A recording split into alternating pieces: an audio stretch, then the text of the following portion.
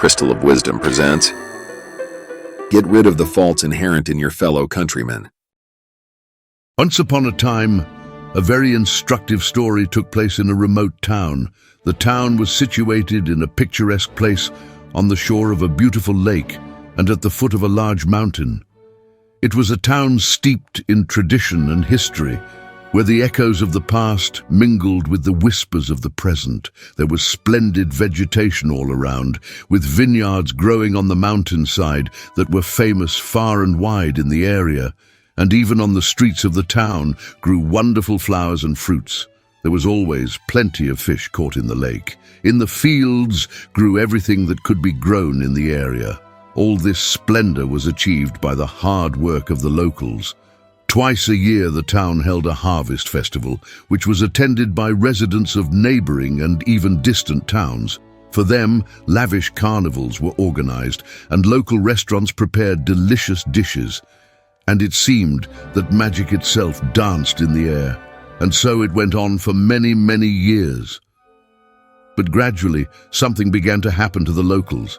They began to criticize each other. Perhaps they wanted to show each other what and where to improve, that life in the city would be even better, or maybe from the great wealth in them began to appear greed and envy. No one knows. Even the old people don't remember where it all started. But life in the town has changed since then. People felt it was their duty to point fingers at each other's faults while remaining blind to their own. Gossip flourished in the town, and judgments were flipped like coins in the marketplace. One neighbor would point a finger at another, and the neighbor would gossip about everyone around her. And even children had only one game: to imitate adults and poke at each other, and then to report the offender to the adults, which only created another wave of discontent. It seemed that people didn't know what else to do. The town became deceitful, envious, and even hateful. People from other towns stopped coming to visit. Harvest festivals and carnivals were no longer held. People didn't understand what was going on. It seemed to them that someone was always to blame, but not themselves, and they didn't understand why the flowers in the city were wilting. Fishermen went to the lake for fish less and less often because they had everyone to blame and no time to do business. When it came time to plow and sow seeds for the new crop, they were so caught up in criticizing, looking around for someone to blame, that they forgot about everything. Sowing time was gone, and no new crops grew in the fields. Vineyards disappeared without proper care. The streets of the city became dirty and neglected. Why clean up your neighbor's mess? It's better to litter under the house in retaliation, so that he knows it's his fault. The inhabitants of the town began to live very poorly and to be satisfied only with what the wild nature of this beautiful area gave them. And at this time, a boy was born to one of the families. They named him Miguel. He was beautiful from birth, and he was also very bright and kind to everyone. Miguel smiled at everyone. But over the years, imitating adults, he became like everyone else. And in his 20s, he was a stately guy with a piercing gaze. His dark hair fell in unruly waves on his forehead, giving him a slightly disheveled look, which only added to his charm. Despite his outward confidence, Miguel harbored a deep insecurity, which manifested itself in his tendency to constantly criticize others. By this time, Miguel had become famous throughout the city. His clever mind noticed everything in other people, even the most hidden or smallest flaws. People avoided him for fear of judgmental stares and barbed remarks, and even the hardened critics were afraid of his sharp words and sarcastic language. And at the same time, like all residents of the city, Miguel was sure that he has no shortcomings. All that they say about him, it's only gossip of angry neighbors. And one sunny afternoon, when Miguel wandered through the streets of the city, immersed in reflection, he saw a vision that took his breath away. It was as if a piece of sunlight had fallen around the corner of a house. Miguel could not believe his eyes. He hurried to the neighboring street and saw a beautiful girl walking lightly. her brown hair falling down her back in soft curls. Miguel was stunned. Such beauty he had never seen before. The girl saw Miguel too and stopped. Her eyes, a warm shade of hazelnut, held a kindness and depth that drew Miguel like a moth to a flame. The girl saw the confused boy and smiled broadly. Miguel looked up and their gazes met. It was something incredible. Miguel couldn't feel his feet. For a moment he thought he was floating in weightlessness. With great difficulty he pulled himself together and smiled at the girl. Holding out his hand to her, he mumbled inarticulately, "Miguel." The girl smiled even wider, extended her hand to Miguel and said cheerfully, "And I'm Camilla. Nice to meet you." Camilla too felt a flutter in her heart at the sight of Miguel. His sincere gaze and gentle smile filled her with a sense of warmth and belonging she had never known. Thus began their acquaintance. It turned out that Camilla lived in a big city by the sea. She had come to this town for the first time to visit her grandfather. Miguel led her through the streets of his town. Then he showed Camilla a beautiful place on the shore of the lake. And in the evening they climbed a mountain and saw a beautiful sunset. Thus began their friendship, which grew into love. As they spent more and more time together, their love blossomed like a flower blooms, and every moment spent in each other's company deepened their bond. What a wonderful guy, Thought a happy Camilla. But she still didn't understand what a strange city this was. She didn't understand why the people in the city were so angry and poor, why they are always silent, and if they speak, it is only to say something bad to each other. What a strange place this is. Thought Camilla. Meanwhile, Camilla and Miguel were having a fun and interesting time. It seemed to Camilla that Miguel was the best guy in the world. But imperceptibly, Miguel began to make remarks to Camilla. Small ones at first, then more and more. Gradually, it turned into a constant criticism, because Miguel, brought up in the spirit of his town, could not do otherwise. Miguel's shortcomings threatened to tear them apart. His critical nature and tendency to find faults in others cast a shadow over their budding romance, driving a wedge between them that seemed impossible to overcome. Frustrated and confused, Camilla began to avoid meetings, her once bright eyes dimming with sadness. Then one day, Camilla told Miguel that she no longer wanted to see him, never again, and that she was leaving town in 2 days and would never come back. Miguel couldn't understand what had happened. He felt as if a bucket of hot water had been poured on him. Full of anger and resentment, he ran through the streets of the city. He shouted and swore at everyone who got in his way. Miguel did not understand what was happening. The whole day went on like that. Miguel could not understand why everything happened this way. What was his fault? He had always wanted to help Camilla. Nothing else. That's what everyone in his town did. Miguel didn't notice how he found himself on top of the mountain. It was getting dark.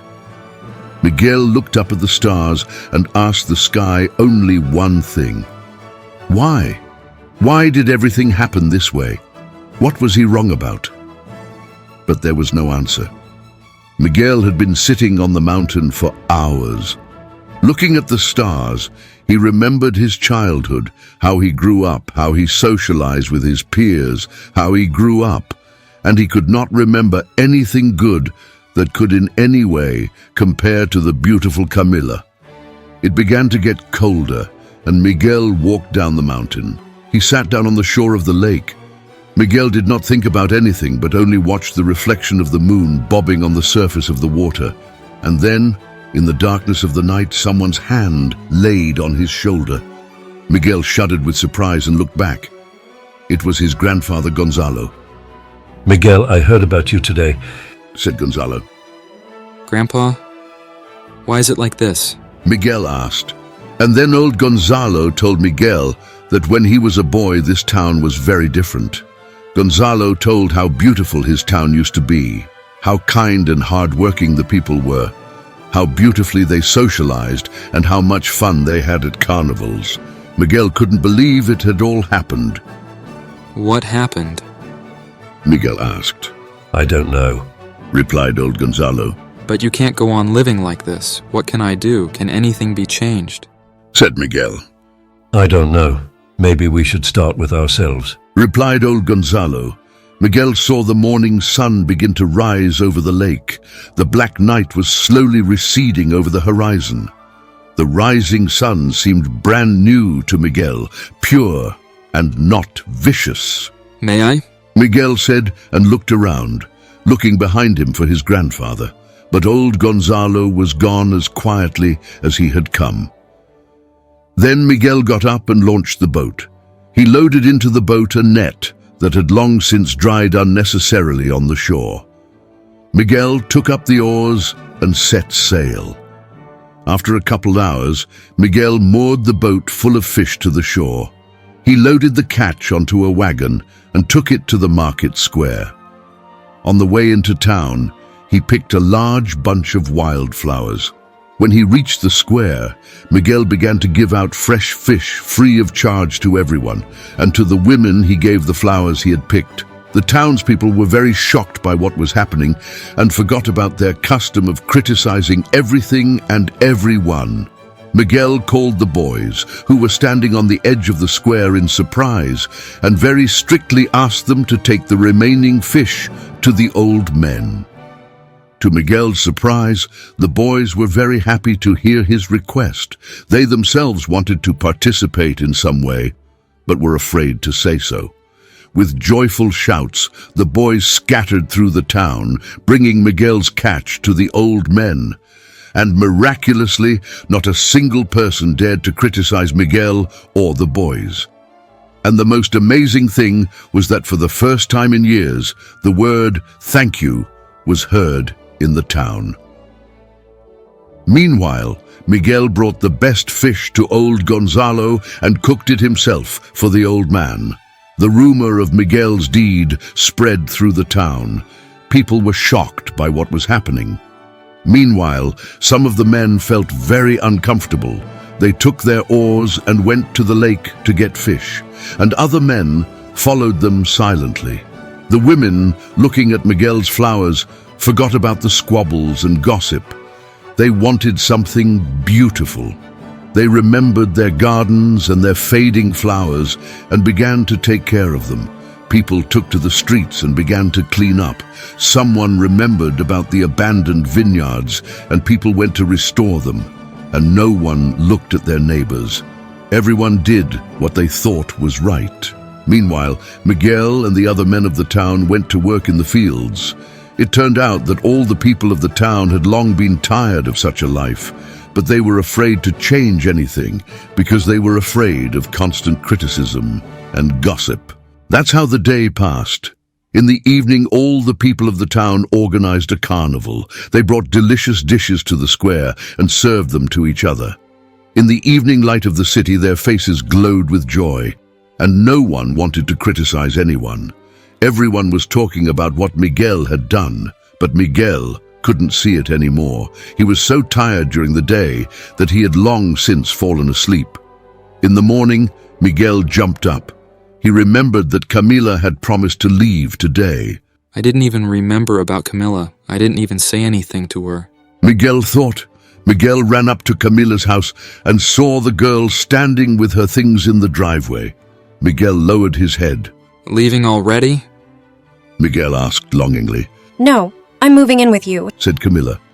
A happy Miguel hugged Camila, lifted her slightly and spun her around for a long time. From then on, the town blossomed as it had before, and Miguel and Camila's story has long been legendary and passed down from generation to generation.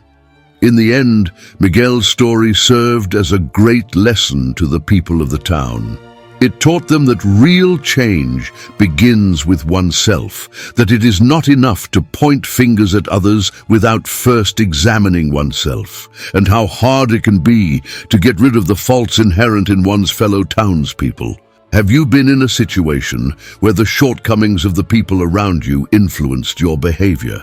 Have you managed to cope with these shortcomings? Or maybe you, like Miguel, even managed to change your environment by personal example. Share it in the comments. If you liked the video, give it a like.